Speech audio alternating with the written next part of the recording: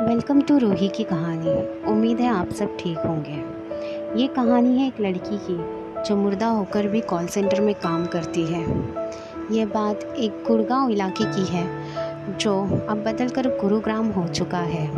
80 के दशक में गुड़गांव बहुत ही वीरान और सुनसान हुआ करता था। बहुत ही कम लोग वहाँ काम करते थे। कोई भी उस इलाके से जाना पसंद नहीं करता था और रात को तो बिल्कुल भी नहीं।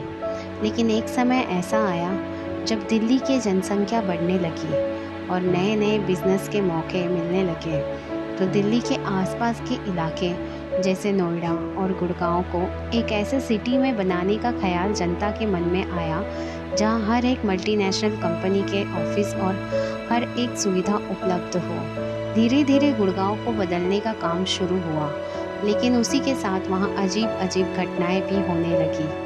कई बार तो लोग खुदाई करते समय कंकाल निकलते जिनसे लोग बहुत डर जाते। वहाँ के लोगों की किस्मत पलटने लगी। जिनके पास अपनी ज़मीनें थी वो बहुत अमीर होने लगे, क्योंकि उस समय ज़मीन के भाव आसमान छूने लगे थे।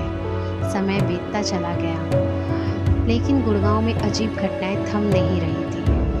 कारणों का पता लगाया गया और पता चला कि जब भारत में मुग़ल रहते थे तो उस समय इस इलाके में बहुत डाकू रहते थे जो गुड़गांव से जाते किसी भी मुसाफिर को लूट कर उसे मार देते थे और वहीं दफना देते थे। जो खुदाई में कंकाल निकलते थे वे उन्हीं मुसाफिरों के ही थे।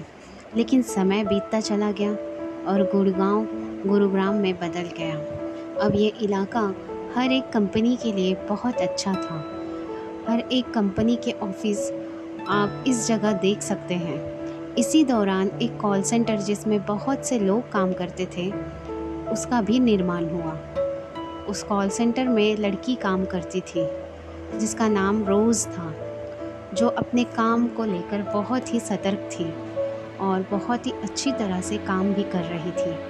कई बार वह लगातार एम्प्लॉय ऑफ द मंथ का खिताब भी जीतती रही, जिसके कारण वह अपने सीनियर अफसरों की नज़रों में बहुत लायक थी। उसकी टीम लीडर उसके काम पर लगातार नज़र बनाए रखती थी और देखती थी कि किस तरह वह कॉल सेंटर में ग्राहकों के प्रश्नों के उत्तर देती है। वह उसके काम से बहुत इम्प्रेस थी। लेकिन एक दिन उस लड़की के पास एक कॉल आया। आमतौर पर कॉल सेंटर में कॉल लगभग 5 से 6 मिनट तक ही लंबी चलती थी, लेकिन उस दिन कॉल लगभग 1 घंटे तक चली। बात करते समय वो बहुत परेशान नज़र आ रही थी। उसकी टीम लीडर ने सोचा मसला काफ़ी गंभीर होगा, इसलिए उसने इस ओर ध्यान नहीं दिया। लेकिन बात खत्म होने पर उसका रवैया बिल्कुल बदल गया। वह परेशान हो गई और अपना बैग उठाकर वहाँ से चली गई। उसकी टीम लीडर को कुछ समझ में नहीं आ रहा था कि आखिर वह चली क्यों गई। जानने के लिए उसने उसके आसपास के एम्प्लॉयज़ से पूछा, तो उन्होंने जवाब दिया कि उसने सिर्फ इतना कहा कि मैं घर जा रही हूँ, और वो चली गई। टीम लीडर ने सोचा कि मुझे उस नंबर की जांच करनी चाहिए जिससे कॉल आई थी। लेकिन जब उसने ये देखा तो उसे बहुत बड़ा झटका लगा कि वह फ़ोन पर बात कर रही है, लेकिन सामने से कोई कॉल नहीं आया। उसने इस बात को ज़्यादा गंभीर नहीं लिया। अगले दिन जब रोज़ को कंपनी आना था तो वो वहाँ नहीं पहुँची। टीम लीडर को चिंता होने लगी, क्योंकि पहले ऐसा कभी नहीं हुआ था। उसने सोचा कि रोज़ शायद उसी कॉल से परेशान होकर इसी वजह से आज नहीं आई होगी। दिन बीता, दूसरे दिन भी रोज़ सेंटर नहीं आई। टीम लीडर ने उसे कॉल किया, लेकिन उसका फ़ोन बंद आ रहा था।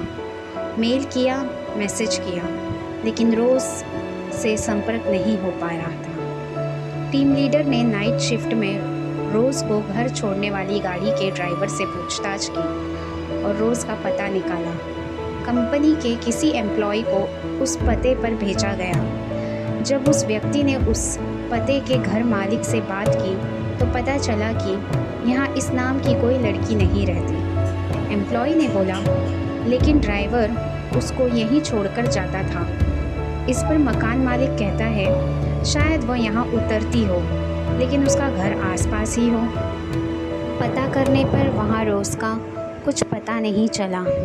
एम्प्लॉय ने ये खबर अपने बड़े अफसरों को बताई।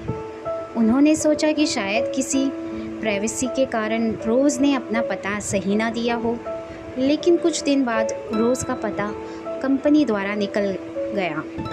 दोबारा उस पते पर कंपनी ने अपने एम्प्लॉय को भेजा। कंपनी द्वारा भेजा गया व्यक्ति उसके घर पहुंचा और रोज़ के माँ बाप से मिला और रोज़ के बारे में पूछताछ की और कहा वो कई दिनों से ऑफिस नहीं आ रही है। माँ बाप ने कहा कब से नहीं आ रही है? एम्प्लॉय ने कहा लगभग 15 दिन हो गए हैं। कितने दिनों से काम कर रही है? माँ बाप ने पूछा एम्प्लॉय को। एम्प्लॉय बोला साल से ज़्यादा हो गया। लेकिन उसके बाद उसके माँ बाप ने जो जवाब दिया उससे उसके पैरों तले ज़मीन खिसक गई। उन्होंने कहा ऐसा नहीं हो सकता, रोज़ को मरे 8 साल हो चुके हैं।